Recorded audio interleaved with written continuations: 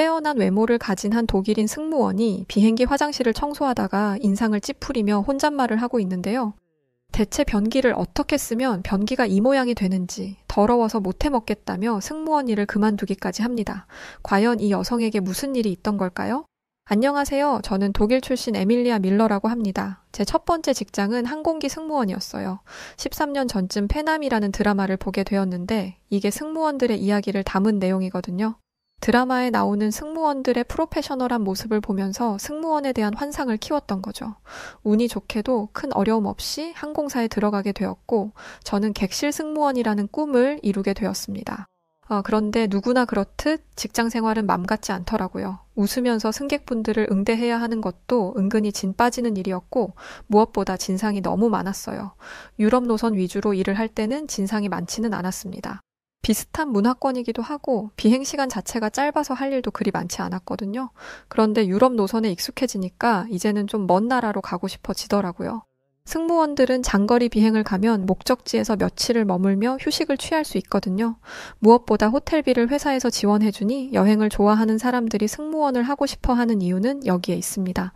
그래서 처음으로 배정받은 장거리 노선이 독일, 중국 노선이었어요. 아시아로 가고 싶었던 저에게 딱 좋은 목적지라고 생각했습니다. 그런데 제가 중국으로 가게 됐다는 걸 알게 된 모든 선배들이 다 걱정을 하더라고요. 하필이면 빈자리가 중국밖에 없어서 어떡하니? 한국으로 가는 게 사실 제일 좋은데 그게 아니라면 일본이 나았을 텐데 걱정이다. 저는 중국 승객을 만난 적이 별로 없어요. 그래서 선배들의 이 말이 무슨 의미인지 몰랐습니다. 왜 그러시는 거냐고 물어봐도 네가 직접 겪어보는 게 낫겠지 라고 말하며 대답을 피하시더라고요. 그런데 중국행 비행기에 몸을 실은 지 얼마 지나지 않아 선배들이 왜 그런 걱정을 했는지 알 수 있었어요. 비행기가 안전하게 이륙하고 비행기 내에 표시등이 뜨면 안전벨트를 풀잖아요. 승객들이 안전벨트를 푸는 그 순간 항공기 내에서 꼬릿꼬릿한 냄새가 나기 시작했습니다. 치즈 냄새와 좀 비슷한데 저는 치즈를 워낙 좋아해서 아주 지독한 치즈 냄새도 잘 맡아요. 그런데 객실 내에서 나는 냄새는 그 이상이었습니다. 폭발물이라도 있는 건가 싶어서 선배 승무원에게 이 얘기를 했는데 의외로 선배는 침착했어요. 이마를 한번 짚더니 객실을 돌아다니며 무엇을 찾더라고요. 선배가 다다른 곳은 한 중국인 승객 좌석 앞이었는데 선배는 아주 정중하게 승객에게 손님 신발을 좀 신어주시겠습니까? 라고 말했습니다. 이게 무슨 소리인가 싶어서 보니 그 승객이 양말까지 벗은 상태로 다리를 꼬고 있더라고요. 저는 여자한테서 그런 발냄새가 나는 걸 처음 봤습니다. 게다가 다리를 꼰 탓에 옆에 있는 승객에게 발이 살짝씩 닿고 있었어요. 제가 옆자리 승객이었다면 당장 일어나서 자리를 바꿔달라고 했을 거예요. 정말 그 정도로 불결한 냄새였어요. 그런데 중국인 승객은 내가 왜 네가 하라는 대로 해야 하냐라며 적반하장으로 나오더라고요. 선배는 냄새로 인해 주변 승객들이 불편해한다고 잘 설명했지만 중국인 승객을 설득하기에는 역부족이었습니다. 중국인 옆자리에 앉은 외국인 손님까지 나서서 설득한 끝에 양말은 신었지만 이미 비행기 안에 그 냄새가 가득 차서 미치겠더라고요. 비행기 타면서 멀미 난 건 그게 처음이었어요. 선배에게 듣기로는 이런 일이 정말 흔하다고 하더라고요. 일단 냄새가 너무 심하고 목소리도 크고 민폐인 행동을 민폐인지 모른다고요. 중국행 비행기는 어쩔 수 없이 중국인이 많다 보니 중국행 비행기는 유달리 승객들의 컴플레인이 심하다고 합니다. 중국 노선을 운행하다 보면 중국을 경유해서 가는 일본인과 한국인들도 보게 되었는데요. 보면 볼수록 선배들이 한 말이 공감되더라고요. 일단 이 삼국의 사람들은 비행기를 타기 전부터 달랐습니다. 중국인은 말할 것도 없어요. 비행기 뜨기 1분 전까지도 나타나지 않아서 몇 번이나 방송을 하고 뛰어다니면서 찾기도 했죠. 새치기는 일상이고요. 그런데 또 웃긴 게 같은 중국인들끼리는 새치기를 안 하더라고요. 일본인들은 점잖은 편이기는 합니다.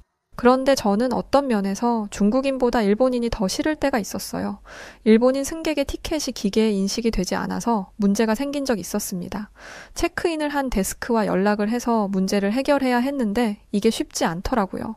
그래서 승객은 40분 넘게 기다려야 했어요. 이건 저희 측의 잘못이 맞기 때문에 저는 몇 번이고 사과하고 비록 이코노미 좌석 내에서의 이동이었지만 좌석 업그레이드까지 진행해서 도왔습니다. 그때는 분명 괜찮다고 말했어요. 일을 하다 보면 실수가 생길 수도 있는 거고 업그레이드까지 해주다니 오히려 고맙다면서요. 이때까지만 해도 일본인 승객이 굉장히 괜찮다고 생각하고 있었는데 비행이 끝나자마자 상급자에게 전화가 왔습니다. 가자마자 미친 듯이 깨졌어요. 일본인 승객이 말을 어떻게 옮긴 건지 제가 하지도 않은 행동들을 오목조목 짚어가며 제가 승객을 상대로 역갑질을 했다고 하더라고요. 다행히 저와 함께 있던 동료들이 제 편을 들어주어서 잘 넘어갔지만 이후로 상사에게 찍혀서 일하는 내내 곤욕을 치러야 했어요. 반면에 한국인 승객들은 겉으로는 툴툴거리는 듯해도 일본인처럼 앞뒤가 다르지는 않았습니다. 불편사항이 생기면 앞에서 이야기하고 그 문제가 해결되면 쿨하게 돌아섰죠.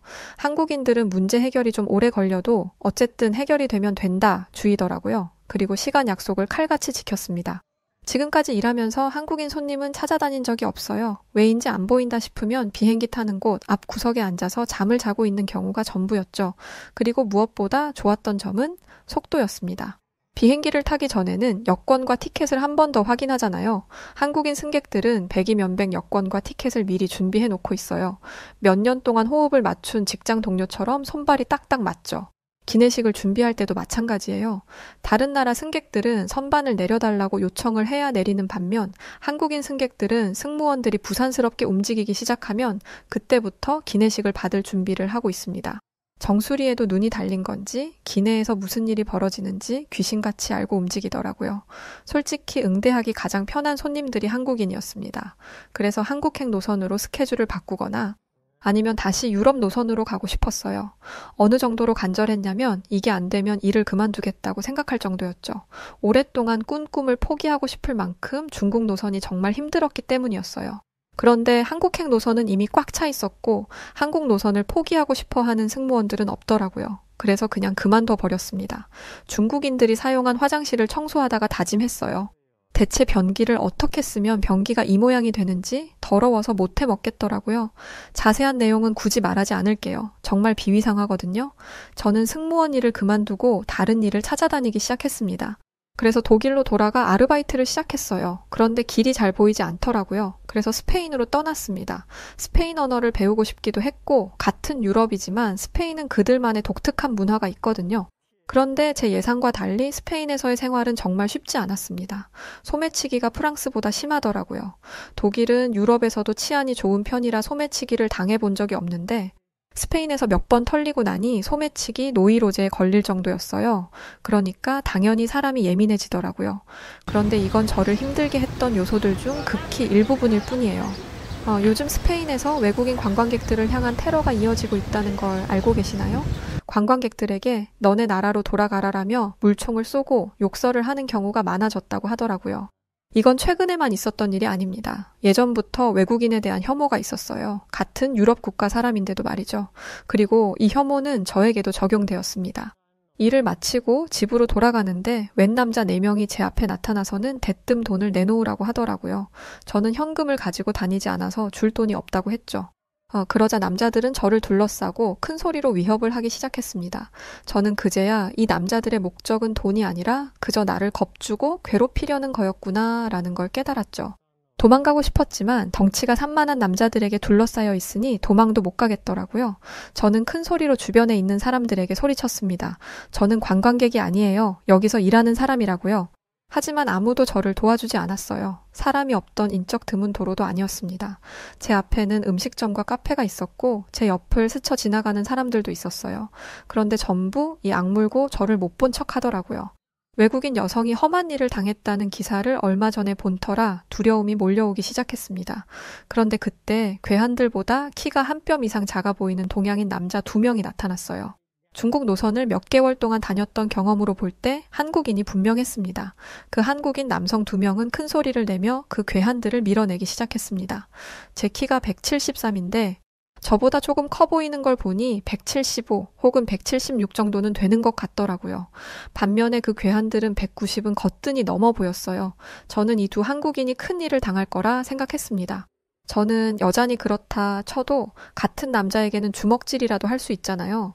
게다가 그들은 혐오의 대상인 관광객이었거든요. 그런데 놀랍게도 190이 넘는 거구의 남자 4명은 자신들보다 15cm 이상 작은 한국인 남자 2명에게 처참히 깨지고 도망치듯 떠났습니다. 괴한이 남자들을 밀치려고 손을 내밀었는데 한국인 중 한 명이 괴한의 손목을 잡고 비틀어 버렸어요. 그 커다란 사람이 악소리 한 번 내고 자리에 주저앉더라고요. 이 모습을 본 일행은 주먹을 축혀 세우자 다른 한국인 한 명은 거구의 벨트를 잡고 들어 올려버렸습니다. 당연히 그 자리에 주저앉았죠? 이런 식으로 큰 동작 한 번 없이 4명을 해치워버린 거였습니다. 진짜 고수는 불필요한 동작을 하지 않는다고 하잖아요. 2명의 한국인에게서 그런 내공이 느껴졌어요. 더 이상 건들면 큰일 나겠다 싶더라고요. 괴한들이 떠나는 걸 보니 안심이 돼서 다리에 힘이 풀려버렸습니다. 한국인들은 곧바로 저를 부축하며 일으켰어요. 그리고 괴한들이 떠나자 식당에서 저를 흘끔흘끔 보던 유럽 남자들도 다가오더라고요. 괜찮아요, 아가씨? 라며 유럽 남자들이 다가오는데 인중을 확 잡아 뜯어버리고 싶더라고요. 자기한테 불똥 튈까봐 모르는 척하고 있을 때는 언제고 걱정하는 척이라니. 게다가 그 유럽 남자는 가시는 곳까지 바래다 드릴게요 라고 말하는 한국 남자분들을 밀어내며 아시안을 어떻게 믿겠어요. 가실 거면 저랑 가는 게 낫죠. 자, 제 손을 잡으세요 라고 말했습니다. 사실 170이 넘는 키에 독일 승무원으로 일했던 터라서 자랑은 아니지만 사실 제 외모가 남자들이 호감을 가질 만큼 예쁜 외모이기는 했습니다. 그래서인지 사건이 다 끝나니까 몰려드는 거였죠. 유럽 남자는 대체 자기가 한국 남자보다 나을 거라는 그 자신감은 대체 어디서 나오는 건지 저는 유럽 남자의 손을 확 밀치면서 대답했어요. 제가 위협받고 있을 때는 모르는 척하고 있었으면서 이제 와서 뭐라는 거예요. 당신이 무서워서 외면하고 있을 때 저를 도와준 분들이에요. 당신이 무시할 만한 사람이 아니라고요. 이 2분과 같은 용기도 없으면서 인종 하나 믿고 거들먹거리는 꼴이라니 정말 역겨워서 못 봐주겠네요. 이렇게 말하니 얼굴이 새빨개져서는 도망가더라고요. 저는 그 한국인 남성분들에게 고개 숙여 감사 인사를 전했습니다. 정말 감사합니다. 2분이 아니었으면 큰일을 당했을 수도 있어요. 그러자 2분은 당연히 해야 할 일을 했다면서 제가 괜찮으면 숙소까지 데려다 준다고 하셨어요. 저는 2분의 세심한 배려에 감동했습니다. 그 괴한들이 숨어 있다가 어디선가 튀어나올 수도 있는 거니까요. 저희는 숙소에 가는 동안 이런저런 이야기를 했습니다. 2분 중 한 분은 스페인에서 가이드를 하고 계셨는데 여러 나라를 다녔다고 하시더라고요. 제가 세계 곳곳을 돌아다녔지만 한국처럼 안전한 나라가 없더라고요. 한국에서는 저렇게 누군가에게 위협을 당하는 경우가 없어요. 그런데 해외 나와 보니까 저런 건 아주 일상이더라고요. 특히 스페인도 여성분들에게는 안전한 나라가 아닌 것 같아요. 여기에 얼마나 더 머물지 모르겠지만 꼭 몸 조심하세요. 해가 중천에 떠 있는데도 불구하고 아무렇지 않게 타인을 위협하던 괴한들, 위험에 빠져 있는 사람을 보고도 모르는 척하던 사람들, 그들과 대조되는 용기를 보여준 한국인들, 저는 이들의 모습을 비교해보며 한국으로 가야겠다 다짐했습니다. 무슨 일을 해야 하는지 정해지지는 않았지만 왜인지 모르게 한국으로 가면 어떤 길을 가야 하는지 찾을 수 있을 것 같았거든요. 그렇게 시간이 한참 흐르고 난 어느 날 저는 비로소 한국을 가는 비행기에 올랐습니다. 한국에서 어떤 경험을 하게 될지 몰랐고 기대 반, 두려움 반, 온갖 마음들이 뒤섞여 있었어요. 부푼 마음을 가지고 한국에 오기는 했지만 큰 기대는 하지 않으려고 노력했습니다. 물론 지금까지 제가 경험했던 한국은 너무나 좋은 나라였어요. 하지만 실제로 보는 건 다를 수도 있고 제가 만난 한국인들처럼 친절한 사람들만 있는 건 아닐 수도 있잖아요. 기대한 만큼 실망감도 크다는 걸 스페인에서 경험했기 때문에 의도적으로 한국에 대해 기대를 안 하려고 했는데 한국에 도착하자마자 이런 다짐은 산산조각 나버렸습니다. 저는 한국이 마치 미래도시인 것처럼 느껴졌어요. 대부분의 유럽 국가는 과거의 흔적을 유지하는 걸 매우 중요하게 생각하기 때문에 아주 오래전에 지은 건물들이 그대로 있습니다. 그래서 오래된 도시라는 느낌이 강해요. 반면에 독일은 전쟁 때문에 대부분의 건물들이 사라져서 다른 유럽 국가와 달리 새로 지은 건물들이 많기는 합니다만 최신식이라는 느낌은 없습니다. 그런데 한국은 공항부터 최첨단, 최신식이더라고요. 저는 위, 아래로 연결되는 에스컬레이터만 타봤지 평지에서의 이동을 편하게 만들어주는 무빙워크라는 걸 들어본 적이 없습니다. 그리고 공항 곳곳에는 안내 로봇이 돌아다니고 있었고 공항의 한쪽 벽면을 LED로 꾸며서 영상을 틀어주기도 하더라고요. 독일 건물은 깨끗하긴 하지만 이런 느낌은 아니에요. 차갑고 딱딱하기만 하지 디자인적으로도 별 볼 일 없어 보이는 게 사실입니다. 그런데 한국은 건물의 디자인 자체도 남다르더라고요. 이런 놀라움은 서울로 가까워질수록 점점 더 커져갔습니다. 길쭉길쭉 솟은 건물과 곡선과 직선을 적절히 섞은 엄청난 디자인을 보니 한국의 건축 기술마저도 감탄하게 되더라고요. 사실 저희 아버지가 건축 쪽 일을 하시는데 단순히 네모난 건물을 만드는 건 쉽지만 다양한 형태를 구사하는 건 엄청난 기술력이 요구된다고 들었어요. 아무리 멋들어진 건물 외관을 디자인해도 만들 수가 없으면 말짱 도루묵이라 기술 좋은 업체를 찾는 게 건축에서는 무엇보다 중요하다고 말이죠. 그런 면에서 한국의 건축 기술은 비전문가인 제 입장에서 봐도 대단하다는 것을 알 수 있었습니다. 게다가 삼성역 코엑스 미디어 아트 광장이라는 곳을 지나치게 되었는데 웬 건물 외관에서 호랑이가 튀어나오고 있는 거예요. 저는 깜짝 놀라서 숨을 쉬는 것까지 잊을 정도였습니다.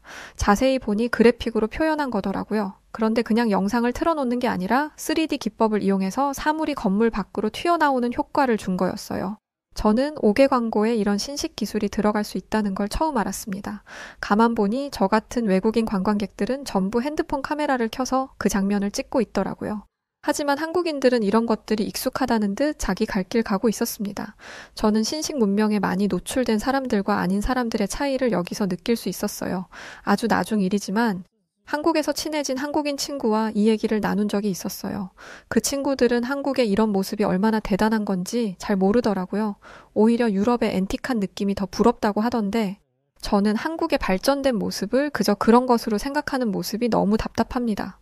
유럽인들이 엘리베이터도 없는 5층짜리 건물을 오르락 내리락 거릴 때 한국인들은 에어컨 나오는 엘리베이터에서 편하게 다니잖아요.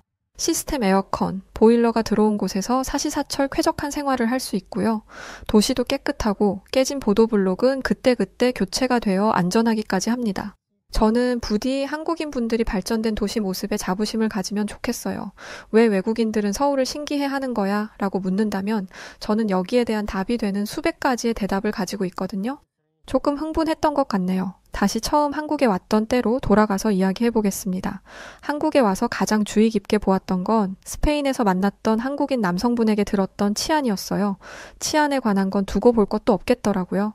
해가 다 진 깜깜한 밤에 교복 입은 어린 소녀들이 길거리를 돌아다니는 것만 봐도 말 다 했죠.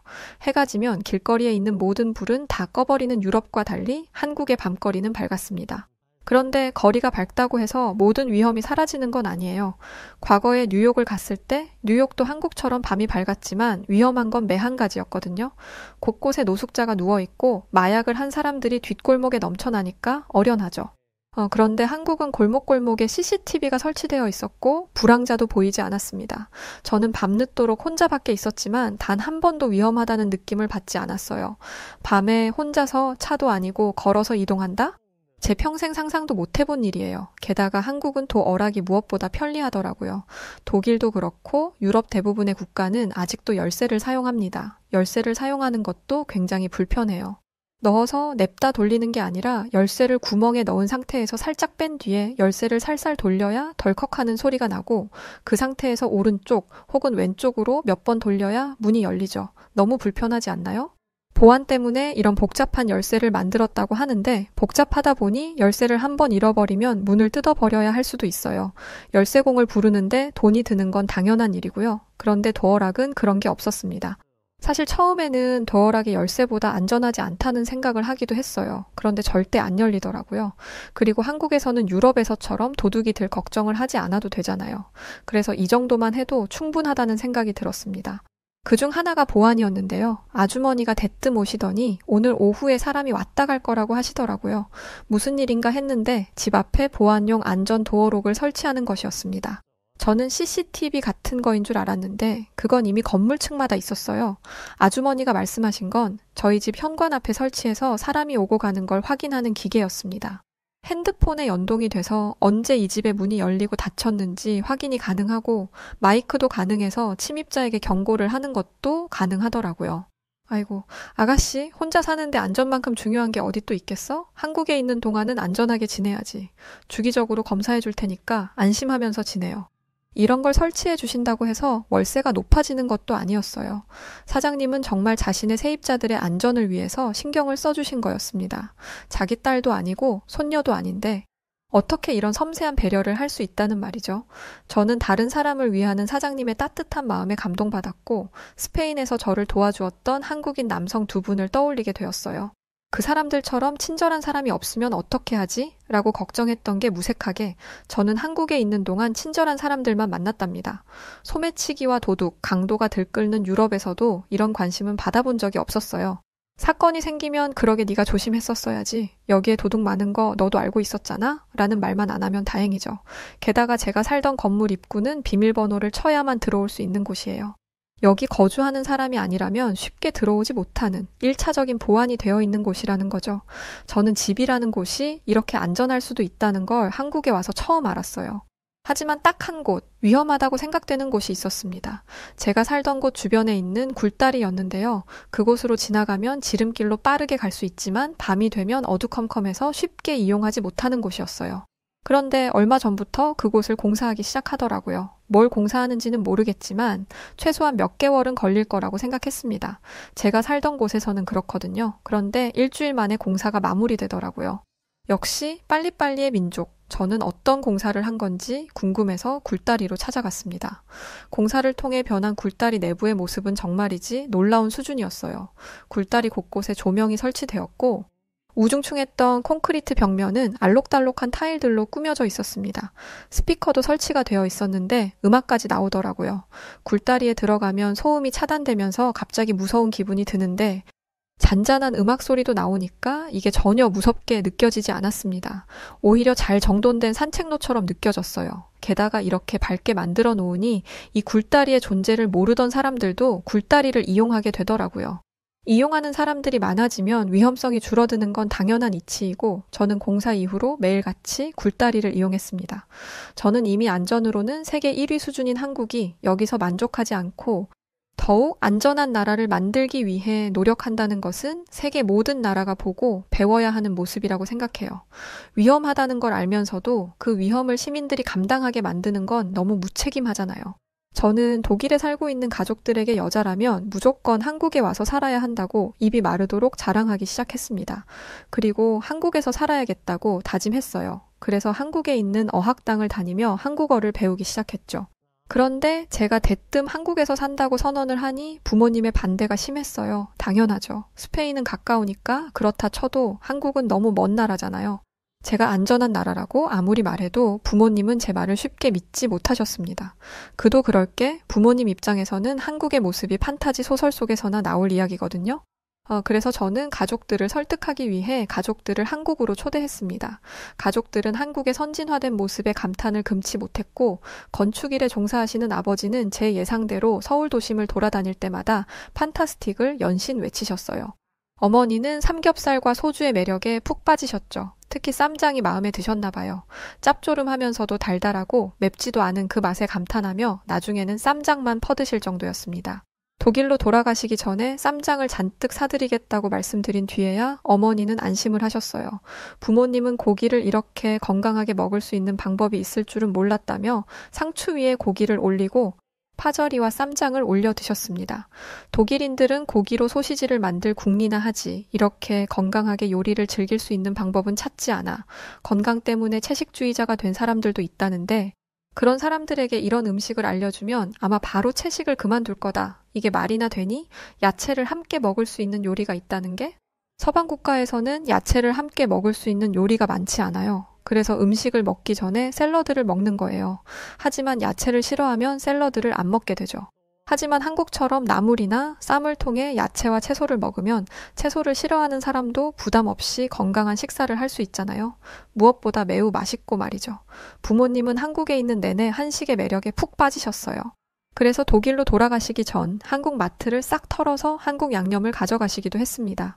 가자마자 한식을 만들어서 드시기 시작하셨는데 어머니는 그 먼 독일에서 한식 요리사 자격증을 준비하고 계시더라고요. 이러다가 한식당을 오픈하는 건 아닌지 모르겠어요. 하지만 딸이 혼자 살아야 하는 곳이 안전하지 못하다면 음식이 맛이 있는 게 무슨 소용이겠어요. 저는 아무래도 걱정이 된다는 부모님을 모시고 저희 집으로 향했습니다. 그리고 집주인 아주머니가 달아주신 스마트 안전도어록을 작동하는 걸 보여드리며 부모님을 안심시켰어요. 그리고 밤늦은 시간에도 여유롭게 거리를 활보하는 사람들을 보여주며 한국의 길거리가 얼마나 안심되고 안전한 곳인지를 직접 느낄 수 있게 했죠. 결과적으로 부모님은 안심하고 독일로 돌아가셨습니다. 이렇게 안전한 나라라면 제 동생인 아리아도 한국으로 보내는 게 낫겠다면서 말이죠. 저는 부모님의 허락 아래 한국에서 머물며 한국어 공부를 했고 현재는 어학원에서 강사로 일하고 있어요. 최근엔 저희 학원에 오는 사람들의 국적이 점점 다양해지고 있고 오게 되는 계기도 다양해지고 있어요. 그만큼 한국의 위상이 점점 높아지고 있다는 거겠죠? 저는 앞으로도 쭉 한국에 살 생각입니다. 그래서 이민 준비를 하고 있고 국적을 따기 위해 열심히 공부하는 중이에요.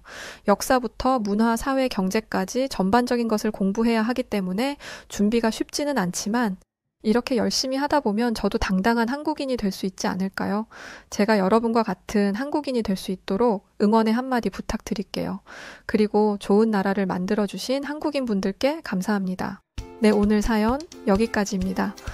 다양한 국적의 외국인들이 한국에 오고 있다니 참 반가운 소식이네요. 한국의 위상이 더욱 높아져서 많은 관광객들이 한국에서 소비해 주셨으면 좋겠네요. 귀화를 준비하시는 것 같은데 좋은 결과 있으시길 응원합니다. 자, 그럼 오늘 사연 어떠셨나요? 사연이 좋으셨다면 구독과 좋아요 부탁드리고요. 그럼 지금까지 사연을 읽어드렸던 여우튜브 송은지였습니다.